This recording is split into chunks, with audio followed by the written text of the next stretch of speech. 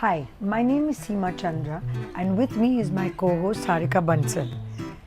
Sarika is a nutrition expert, a health coach, and she's been in the food industry for the last 15 years.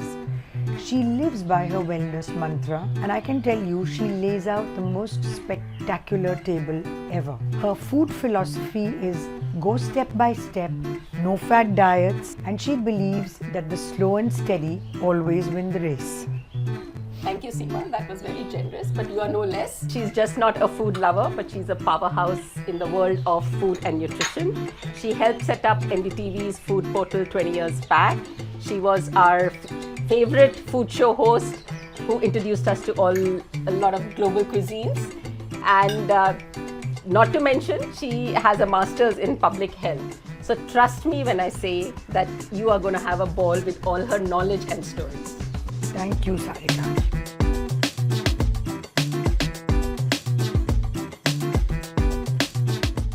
How food labels fool you and lure you.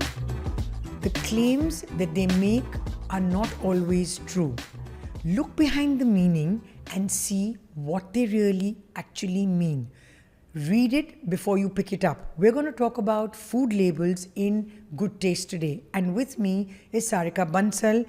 It's a topic that we're both exceedingly passionate about, and with good reason. It is getting more and more complicated as the Indian food market is bombarded with packaged food stuff. And Sarika, you and I speak about this for hours on end. Yeah. Great to do this topic since it's so close to us. The food packaging is designed, the bold colors, the bold letters, and the fancy packaging they lure customers like that. Absolutely. And Sarika, I want to just give a bit of a sort of a background on where this all started for me. So it was back in the day in 2017 when I was, part of NDTV's food portal, and I was doing this investigative story on trans fats that I found on an ice cream packet. And obviously trans fats, you're not supposed to have them. It said hydrogenated vegetable oil. Long story short, the entire might of the company came down, and will you believe it, what the whole story was? Ice creams are meant to be made out of milk and milk solids. This apparently the company said was a frozen dessert and therefore was made with vegetable oils. And if you looked at the packet, it looked like any ice cream packet. But in fine print, in the bottom right corner, it said frozen dessert. And that was their way of getting out of the fact that A, it had trans fats, traces, and B, there was vegetable oil. So there is so much confusion in this area. I'm shocked, who would think in ice cream there's no milk? Exactly. Yeah. And it looks like an ice cream in every way, but because it said frozen dessert, that's it. They can put what they want and nobody is going to bother you. Yeah.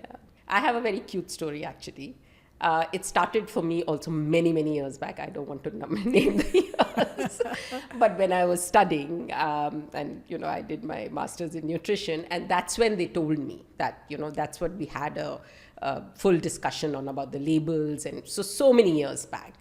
So since then, it was my habit that whenever I pick up a packet, I would always turn back and look at the back of the label. So I went to a grocery store. My 3-year-old daughter was trotting behind me. And she saw that this is what I'm doing. I pick up a food packet and I turn it over, and then I read it, keep it for a few seconds, and I put it in the cart. She had no clue what was happening. She thought that's how we shop. So then I turned around. So she would pick up a packet, turn it around, throw it in the cart. She would pick up. Yeah. So it was just so cute, because that's what she thought, that my mom is turning it over and she's putting it in the cart, and that's how you're supposed to shop. But it's so funny you say this, because nutrition literacy in our country is totally, it's lacking, let's face it. And in this case, it's not just about literacy, it's just that the companies out there are trying to confuse the hell out of you, right? And by making long, tall claims. So for today, because there's so much to say on this topic, and I know I can talk endlessly, let's focus today on front of pack labeling, which is an entire science on its own. What do we mean by front of pack labeling? It's quite evident. What does the packet say when you pick it up right in front? Yeah. It's a different story when you turn it around and you've got to look at serving size and that table that's made there. Let's do that, in another episode, because there's a lot to share. Yeah. But the front of pack labeling is what grabs your attention. That's what you see from a mile away. And like you were mentioning, it's all about lovely graphics, bold letters, and false claims, sometimes genuine claims. So we're not going to try and, say that everything is bad. But as we go along, I'm a great believer, let's not tell everybody what's the bad news. Let's give them the good news too. The good news is that once they know the jargon, they know how to understand. Once they understand the jargon, they will for themselves know what works and what doesn't work for them. Yeah, totally, I agree. Yeah. And the packaged food industry, to give you just an idea, in 2023, the market size of the packaged food industry in India was 2.8 billion US dollars. And by 2029, this size is going to go up to $6.4 billion. So nutrition literacy, when it comes to food labels, we need to figure it out right now, because the demand is going to keep going up and people are not going to know what they're picking up. And I'm finding, especially in India, the packet sizes are growing smaller because big food industries making now packets where you're on the go, you can take it. What does that mean? If the packet size is smaller, the claims are Even smaller. You can't read them. So then what do you do? So we've got lots to talk about. Yeah, lots to so talk about. So like you said, jargon, de-jargoning the jargon. Yeah, decoding the jargon. Decoding the jargon. Sorry, I just came up with a new word. De-jargoning. No, decoding the jargon. Decoding the jargon. That is what we're going to do today. Yeah. Okay. So it's very important to understand the label, because that's how you avoid all the sugars, the fats, the extra additives which are in there. Then you can choose. The other thing to understand the label is that you can choose for what you want. Is it diabetic friendly? Is it heart health friendly? Are you eating it to lose weight? Are you eating it to maintain your weight? Are you eating it for your gut health? So once you understand these jargons, you make the right choice. So that's why it's very important to understand. Okay, so I'll say 2-3 things right on the top of the bat. One is that India is a multilinguistic country, right? So all our food packets are by and large in English. So in any case, to my mind, that's a huge disadvantage we have. I don't know the exact percentage, but not everybody speaks English in our country. That's number one. And number two, we do have very clear demarcation, say when it comes to vegetarian and non-vegetarian. Green dot for vegetarian, non-vegetarian, red dot. Easily understood. So graphic elements can be used to demystify and for the population at large to know what they're picking up. The slope gets very slippery when we start reading what it's saying. And whether it's saying low fat, not high fat ever, low fat, no added sugar, natural, all of that. So let's take it from the top. Right? The buzzwords. The buzzwords. Let's talk about the buzzwords. Okay. The word which everybody is looking for is organic. So until when the word organic started coming on labels, there was no guidelines for it. So everybody was just using it. Manufacturers were using it at their discretion. But now FSSAI has come up with guidelines that only if the product has 95% organic ingredients in it, only then they can say organic in the front of the label. So which is great. So if you see the word organic, it has 95% organic ingredients in it. Even if it's 90%, you cannot use the word organic in it. But to be absolutely sure, make sure that there's a logo. So you should have a Javik Bharat logo or a FSSAI organic logo. The NPOP logo and the PGS India logo, I think. These are the few recognized logos. And if a product have any of these logos on the top of the label and they're saying organic, then you're absolutely sure that you're getting an organic product. So my next one, buzzword, is natural. Okay? Loosely used all the time. All natural sometimes, right? And it sounds very healthy, gives it a beautiful glow to the food packet. But something can be natural and yet be filled with preservatives, chemicals, additives. Although natural makes it seem like the product is wholesome and pure, there isn't a consistency amongst manufacturers when it comes to the usage of the word. So I think that's important. And in India, the definition of the word natural, it means that it should be derived from natural sources without any chemical modification or synthetic processes. That's what the guidelines say. In India, one of the most oft used products that have the word natural in it is honey. And Center of Science and Environment, they've done a study where they found that there was, sugar in honeys. Yeah. And even though it's saying natural, but Yeah, it's honey, not what it honey is. is very tricky because they use the word pure, natural on it. And there is, like you said, I think a lot of the honeys have sugar syrup in it. So honey is very tricky, So stay clear from natural. Don't think that just because it's saying natural, and these days everything will say natural. Yeah. Even chips will say natural, beetroot. Yeah, Means nothing. it means nothing. It really means nothing. So that's Yeah. an important buzzword. Now, I have to talk about my favorite. It's sugar-free, no sugar added. This is, I think, the hottest. I think that is something which people really get lured towards. And it has so much of a health effect also. So it's very important for people to understand. So when it says no added sugar, that means it doesn't have white sugar. And it has sugar substitute like jaggery, khan, cane sugar, palm sugar, coconut sugar, and they all sound very healthy. So, the science behind this, Sherry, is that the GI is maybe of these sugars a little less than table sugar. And they may have some antioxidants. But what happens is, biochemically, it still has glucose and fructose. And when it goes into the body, the liver cannot distinguish that the fructose has come from table sugar or is it come from date sugar. So it synthesizes it like a fructose.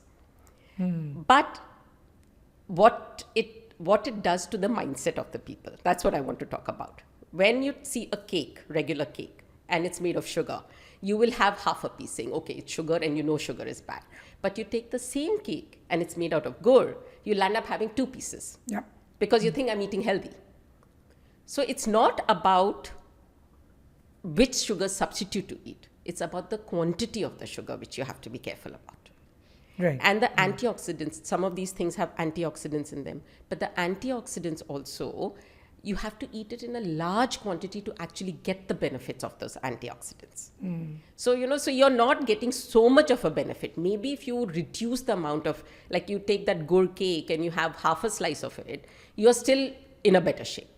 So you're saying, of course, jaggery and all that. What about all those, which I can't even remember, those the oozes, yeah. dextrose, maltose. I mean, you name it. Those are all They're also. synthetically produced. So those are all bad, but the food industries have found this because they can say no added sugar and they can use this. So you're saying no added sugar is a ploy. Yeah. You say no added sugar and then Add these. from the back door, Yeah. you come and you put all this these. other stuff. Sugar-free is all those aspartame, sucralose, stevia. Yeah. These are all chemically made Interesting. sugars, So you have to just read the labels, go to the back, see the ingredient list and see what it is. And don't get conned just because it's saying no added sugar. Yeah. I can tell you, immediately you tend to go grab a packet. Yeah. If it's, I have especially so if many- it's a biscuit or something, and if it'll say Yeah. no added sugar, but what on earth is making it sweet? So many of my clients would come and say, oh, we have stopped sugar. I'm like, okay, so what are you having? And then they have problems with inflammation, weight gain. It will go towards weight gain. Okay, my favorite next one is light. The buzzword light. Now, Sarika, I'm noticing so many Indian food brands. We're copying this from the US, I think. This used to be the case 10 years in America. Now I find it in India, amongst Indian food brands. Light, the word light is put. Okay. Now, at the end of the day, light makes you feel like, yes, it'll have fewer calories than the original version. But at the cost of what? Yeah. It's light. Yes, it's light. I'm not denying it is. But something else is being added. Yeah. Now, is that something else good for you? Are there unhealthy oils in it? Are there additives in it that are not good for you? And my favorite example here is of light mayonnaise. I've always been fascinated because I make mayonnaise at home and I will share that recipe. When you make light mayonnaise, one of India's big brands, I sort of turned the bottle and I want to tell you what all it had. Yeah. It said it was a lighter alternative to traditional mayonnaise. Guess what it had? Number 1, water. Number 2, refined soybean oil. Liquid glucose. Thickener. Enhancers. Texture enhancers. Sugar. Stabilizers and preservatives. This was your light mayonnaise. Now, I'm not going to show off here, but the mayonnaise I've been making for the last 20 years is oil, eggs, wee bit of mustard, salt and pepper. Just look at it. How clean. And I've been making it, like I said, since time immemorial. You put it in the fridge. It lasts for about sometimes 3 weeks, a month. Okay, may not be. Oh, it lasts that long? Absolutely. It's absolutely okay. Very rarely have I seen it go back. Very, very rarely. This is what mayonnaise can be at home. Wow. And it takes a total of 6 minutes. There's a technique. That's it. Why on earth would you pick up something called light and again, fool, put it out there and everybody thinks that it's a great thing to have. Same thing, following up on that is the low fat and the fat free.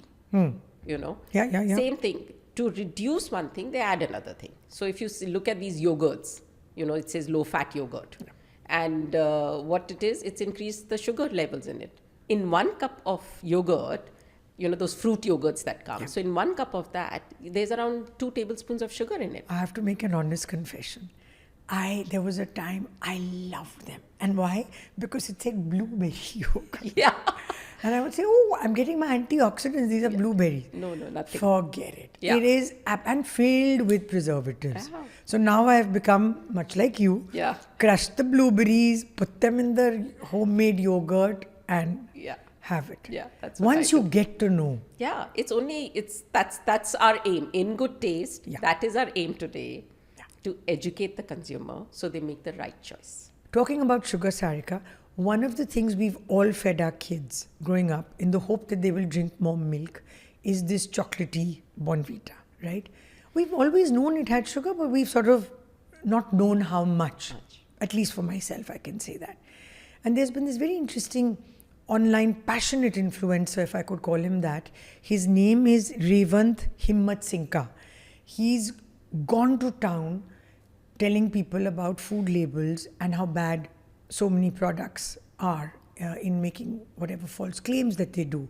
And in his case, he did a study saying that Bonvita has more than 50% sugar. And of course, they've gone after him. But I must say kudos to him for bringing all these labels out there, not caring about what the backlash will be. But we've all done this. Yeah, but it is just so important to bring it out there. Other study, I think there was one study and they did it on the regular breakfast cereals. And the sugar content, if you look at the box of breakfast cereal, they said 1/3 of the box is sugar. Wow. And that's what the kids are eating. That's what they're growing up on. So it's so important to bring it out there. Hats off to him. Yeah.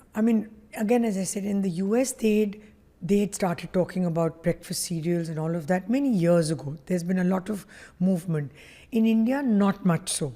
So, thanks to, I guess, more and more education, this needs to be handled. Yeah. And especially products that are this widely used, right across the board.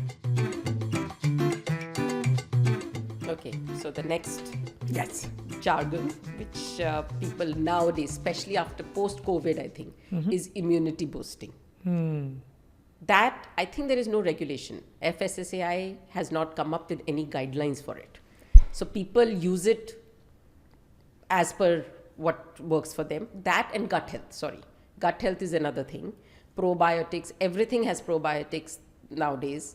I actually saw some face cream also, which they said there is some probiotic or something. I mean, which is not needed, because that's the latest trend these days. So people use it as much as they can. And there's nothing in there, which is good for your immunity or for your health, gut health. Why do they then put it? What is it's added? It's just an added advertisement. If they use amla, they'll say immunity boosting. But how is amla used in the product? That's gooseberry. Yeah, that's gooseberry. Right. How is it used? It's probably used in a sugar syrup because it's so sour and it's so bitter. You're not using it whole. You're using it with a lot more sugar. So actually the benefit of that amla is gone. Got it. So it says immunity boosting. It'll say gut, probiotics, everything they're saying probiotic nowadays. But I don't think there is any, because there's no certification for it, I'm not sure if it's really doing that what it's saying. Okay, so my next buzzword is high in fiber. As someone who's always looked for more fiber in her diet, I get completely lured. If anything will say high fiber, I think it's got a beautiful healthy halo and I will go and I will pick it up. Much to my dismay to realize later that a product which says high fiber may have marginally a little more fiber than, say, a product that has regular fiber. So one of the things that I realized is protein bars, of course, all of us, you are a trekker, I know you have them regularly. I travel a lot. I keep them with me because I get low sugar. Protein bars are meant to be, they can say that it's high in fiber just with 5 grams of sugar, 5 grams of protein, but it could have 20 grams of sugar in it. Yeah. So we're picking up the protein bar because it's saying high fiber. I'll immediately get lured towards it. But it could be only just 5 grams in that whole protein bar. That's not much. That's the one thing. The other thing I realized when I dug a little deeper, since high fiber is popping up everywhere, that not all fibers are alike. Yeah. So your fibers from inulin or polydextrose are there, but it's not like naturally sourced fibers. Yeah. Therefore, you need to see the kind of fiber they're putting in. Yeah. And lastly, when it comes to breads, again, anything which will say high fiber, I'll go for it. It doesn't signify and mean that the bread is got a lot of fiber in it, number one. And number two, the word multigrain. Yeah. I have been picking up this packet of ostensibly healthy crackers. Not just crackers, sorry, they're chips. They're like chips crackers. Lovely, green looking. And it said baked multigrain. Thrilled with it. You flip the packet and the first ingredient is refined flour. Refined flour. So it is multigrain because yes, it does have other grains. Yes, it does have whole wheat flour. But it is not necessarily as healthy as you think it is. If it's got maida as your first ingredient, where's the health benefit in that? So I think this really is something that I want to do, in fact, more deep dive, and I want to really figure out why is FSSAI not changing their rules and making it tighter. Again, because India is the diabetic capital of the world, and if we are going to have maida in our stuff which is going to masquerade around and call itself healthy, then we're in big trouble. So the food companies have just found a way around it, like maida is processed wheat flour. They are processing it and you get that very fine flour, and that's maida. So now they use refined wheat flour, which people think is wheat flour, but it's actually maida. So only if it says 100% whole wheat flour, that means atta. So they are playing with words, and they play with these words just to, some of the guidelines to get around the guidelines. But the consumer doesn't know this. Yeah, so not all is bad news. I'll tell you why. coming back to your 100%, I have found there is like a biscuit packet which says millets, Yeah. made with millets, and right on top and at the back, thankfully, it said jowar, bajra, sorghum, and all of that. So there are some, Yeah, there yeah. are good ones out there. The point is one has to read through it. No, read through it, and there are very few, Sherry. So if the consumer is not aware, there's so much of junk in the front. There are so many of these colorful bags that you will not get to this. Yeah. Multigrain, I mean, baked multigrain, where could you get? No, and baked Worse. multigrain, there'll be 10 more, Yeah, yeah, but they may not be the right one. yeah. So, once you know how to decode it, you'll be able to choose the right one. Totally. The next one, I want I to know. say this. Your favorite. Your This is favorite. the real 100% real fruit juice. Yeah. This is completely a sham. It's only sugar. It's you're just drinking, mixing sugar in water and having. But how can they say then 100% fruit? So because what happens is they are making it from fruit concentrate. So I think again it's going around the guidelines. So when they make it with the fruit concentrate is a sugar syrup, but it has some percentage of real fruit in it. But that's a very small percentage. Most of it is sugar. So they use the fruit concentrate, and they call it real fruit juice. Because there is a small percentage of it in it. So the outside fruit juices are a complete no-no. Like in no way it should be given to a child. It should be given to an adult, elderly person. It just should not. It should be avoided in all costs. Well, I'm glad to say I've never, ever sort of been liberal with it. In fact, I've had quite a few annoying moments where in birthday parties, I remember when the kids were little, fruit juice was always put there, and it was said, oh, the kids are having juice and no Coke and Limca and all, and it's okay. Yeah. Not at all. Because coming back to your original point, you will give the kid 3 glasses of fruit juice, thinking it's great. It's better they have a glass of, a cola drink. It's as good as drinking a Coke. Exactly, yeah. There's no difference. Yeah. And the claims have just got bigger and bigger. Yeah. The claims have got bigger. Some say with pulp, some say with real pulp. I don't know. Yeah. Beyond a point, they're all trying to circumvent the guidelines, as you said. So we cannot, in good taste, finish an episode without discussing studies. Yeah. Strangely, I was quite surprised to see there aren't that many studies when it comes to, in India, food labeling. There are not many. So all the more reason I feel it's so important to do this kind of education. But there has been one where they studied the presence of claims made on 230 packaged items. Okay, and I just want to give you a quick roundup about what it said. They found that natural was the most common word used in India on food packages. Number 2, unhealthy foods high in sugar, fat and sodium were found to carry big, tall nutrition claims. Number 3, the food packages also carried prohibited claims, which means obviously claims which did not fulfill the conditions that they were specifying. And number 4, a large majority of word claims that were present on food packages could not be verified by the guidelines provided by FSSAI. So this is 230 packages. Someone has done this whole thing. And I found it fascinating that in India, what are the most common used words? Yeah. Right? It's very difficult for us as individuals to be going down and, figuring it out. So there were things like pure, traditional. I do remember lots of basmati rice. No, oil even brands. oils. You're right. Traditional mustard oil. Exactly. Yeah. Pure, traditional, premium, Yeah. authentic, genuine, and real. Pure ghee. There you go. Yeah. So these were the words that were used constantly. And it's interesting because I guess there is a cultural, background to this. In India, if you use the word traditional, you think of your grandmother and you'll go pick it up. Yeah. If you think it's pure, you think it's got the goodness and, all of it is pure, you'll go pick it up. So basically, this was an interesting thing. And like you said, in India, we'll find pure ghee. Yeah. Cheese is sometimes referred to as pure cheese.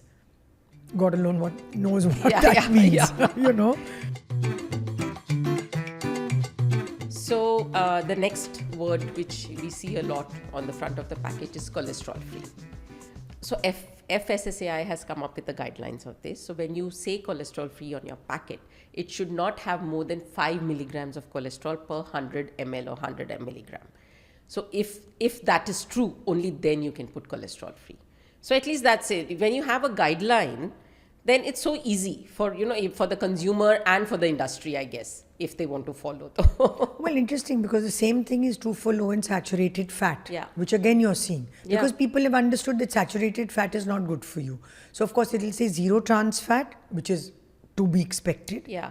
Nothing great. There's no halo around that. It's the bare minimum. Yeah. But if it says low in saturated fat, again, FSSAI has guidelines which say that products should not exceed 1.5 grams of saturated fat for every 100 grams when it comes to a solid. Okay. If it's a liquid, it says 0.75 grams for every 100 ml of liquid.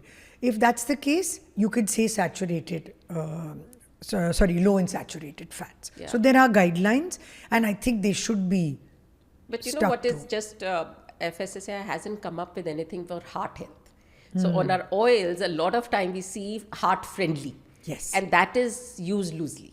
Brilliant, absolutely. thing to Because say. there Yeah. is no certification for it. There are no guidelines for it. And Sarika, why not? Because American Heart Association has guidelines. Yeah, so I think they are working on it, but there is nothing in the pipeline as far as I know or what I've read. So, Okay, I think we've done a lot of decoding of jargon. Yeah. And I want to recap quickly by saying, what did we do today, Sarika? We went through all these buzzwords on front of package labeling.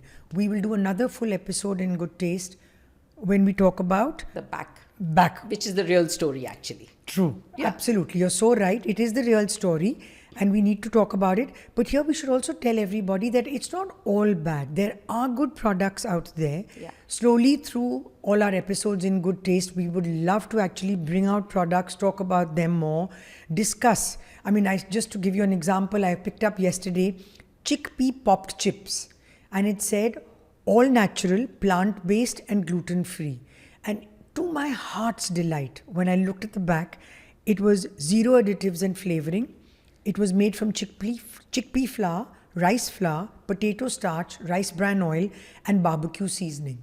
Lovely, So there is good That's stuff. 5 ingredient. It falls in the Nova category. I know. But it's not a bad idea, I think, for us to do.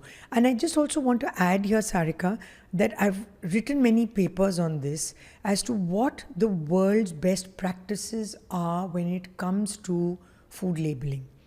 And a country like Chile, so back in 2016, they came up with warning sort of signals on their front of package labeling.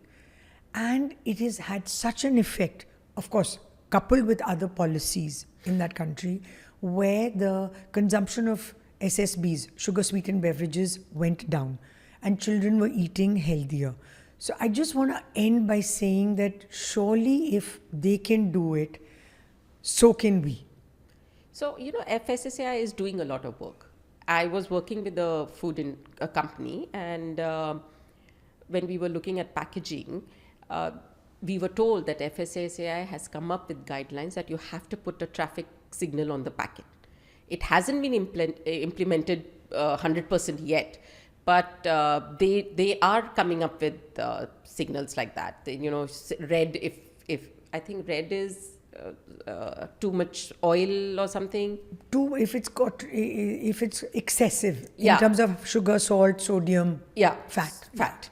So all these 5 categories you have to. So I think they are coming out with guidelines for manufacturers in India also to follow. That's great Yeah, news. It'll make life so much better for people around. Goody, then all the more reason we need to do another episode of In Good Taste on that. 100%. So you keep a watch on it, Yeah. so that we can roll another one. Yes.